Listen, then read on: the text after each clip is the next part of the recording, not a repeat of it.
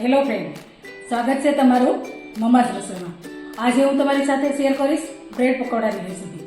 તો ચાલો જોઈ લઈએ આપણે બ્રેડ પકોડા માટે મેં કયા કયા ઇન્ગ્રેડિયન્ટ તૈયાર કર્યા છે તે જોઈ લઈએ.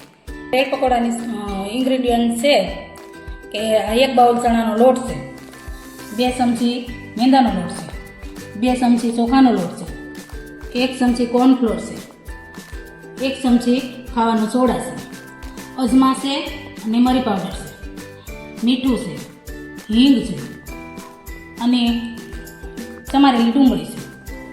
અને આ મેં બટેકા છે તેને 1 કિલો બટેકા લીધા છે, તેને બાફી અને સોલી અને મિક્સ કરીને તૈયાર રાખ્યા છે.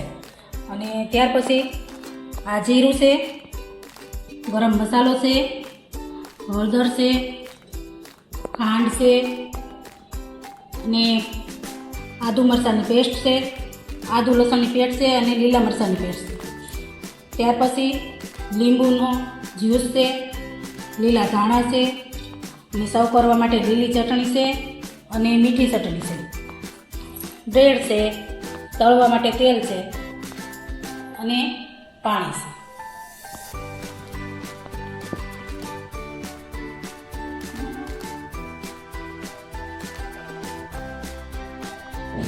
આપણે સૌપ્રથમ થોડું તેલ મૂકશું. તેલ બહુ ઝાઝું નથી નાખવાનું, એક થોડું નાખવાનું છે, સમજી. હવે આપણે એમાં હિંગ નાખશું અને આદુ અને લસણની પેસ્ટ નાખશું.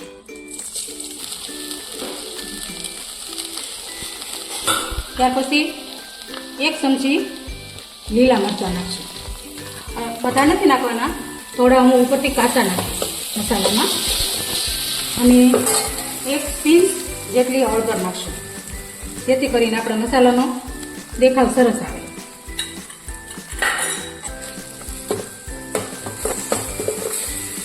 તો કરી હવે મસાલો મિક્સ કરી દઈશું.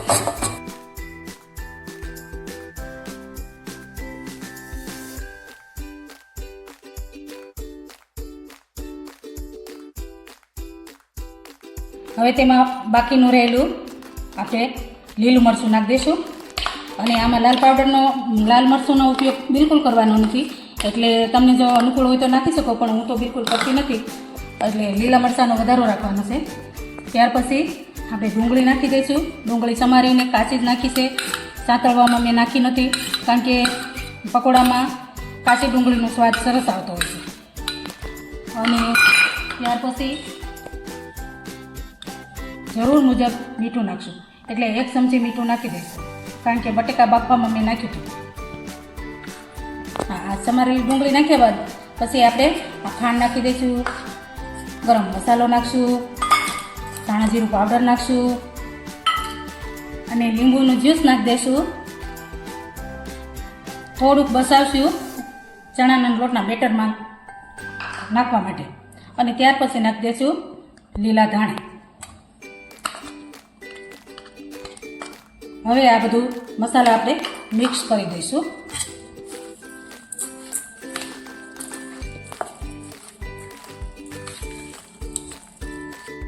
તો આપણો મસાલો આ બધું મિક્સ કરીને તૈયાર છે. હવે આપણે એક પોળા વાસણમાં બેટર તૈયાર કરશું. તેના માટે પહેલાં આપણે ચણાનો લોટ નાખી દઈશું. ત્યાર પછી મેંદાનો લોટ નાખશું. ત્યાર પછી ચોખાનો લોટ નાખશું. ત્યાર પછી આ કોર્નફ્લોર નાખી દઈશું. કોર્નફ્લોરથી એકદમ ક્રિસ્પી પકોડા થશે આપણા. અને હવે આ નાખીશું ખારો.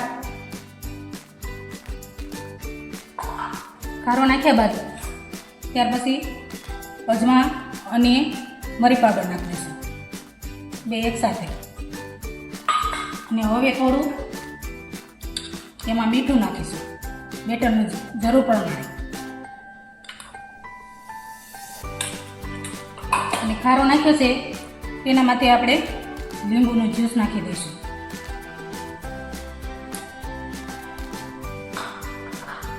હવે આપણે પાણીથી બેટર તૈયાર કરી લઈશું.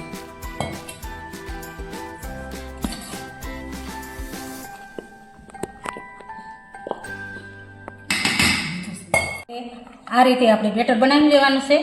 એમાં લમ્સ ન રહે એનું ધ્યાન રાખવાનું છે. અને આટલું એની કંથી જાડું પાતળું આવું રાખવાનું છે. આપણે ચમચીથી જોઈ લઈએ આ રીતનું રાખવાનું છે. અને હવે આપણે બેટર બની ગયું છે.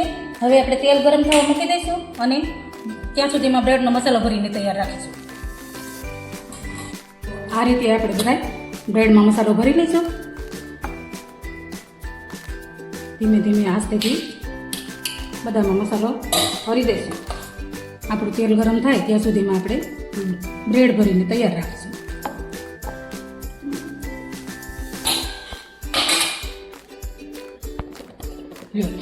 જો તમે જોઈ શકો છો આ રીતે આપણે બરાબર સ્પ્રેડ કરી અને તેનામાંથી આવી રીતે પાવ મૂકી બ્રેડ મૂકી અને ત્યાર પછી તેને આપણે આ રીતના કટ કરી દઈશું. કટ કરી આ રીતે બધા બ્રેડ આપણે તૈયાર કરી લઈશું. તમે જોઈ શકો છો આપણા બ્રેડ બધા તૈયાર છે. બ્રેડ આપણે ભરી લીધા છે આ રીતે.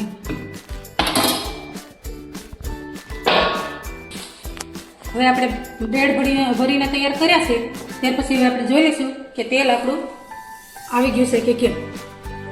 હા, તો આપણું તેલ તળવા માટે રેડી છે. હવે આપણે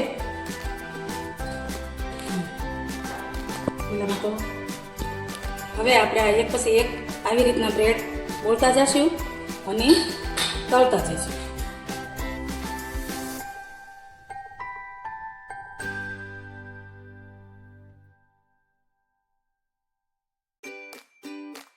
તો આ રીતે એક પછી એક તળતા જઈશું અને તળ્યા પછી આપણે ધીમેથી કાઢી દઈશું. તમે જોઈ શકો છો આપણા પકોડા કેટલા ક્રિસ્પી અને તેલ ઓછું દેખાય છે.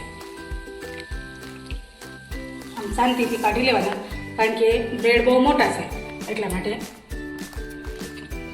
ટીશ્યુ પેપર મૂકીએ એટલે તેલ બધું શોષી લે.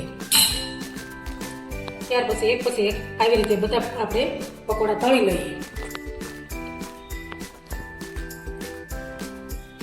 આપણા બ્રેડ બહુ મોટા છે એટલે શાંતિથી તળવા પડશે. તો આપણા બ્રેડ પકોડા તળાઈને રેડી છે ને આવી રીતે આપણે સર્વ કરી દીધા છે. એની સાથે મીઠી ચટણી અને તીખી ચટણી સાથે આપણે એને સર્વ કર્યા છે. અને આને તમને હું એક પકોડું કાપીને પણ બતાવી દઉં અંદરથી કેવું નીકળે છે.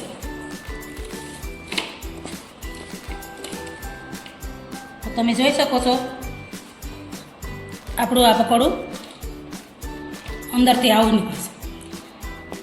તો કેટલા સરસ અને સુંદર આપણા બન્યા છે પકોડા અને ક્રિસ્પી. તેલ બિલકુલ રહ્યું નથી અને એકદમ ક્રિસ્પી બન્યા છે. તો મિત્રો, મારી આ પકોડાની રેસીપી તમને કેવી લાગી તે મને કમેન્ટમાં જરૂરથી જણાવજો.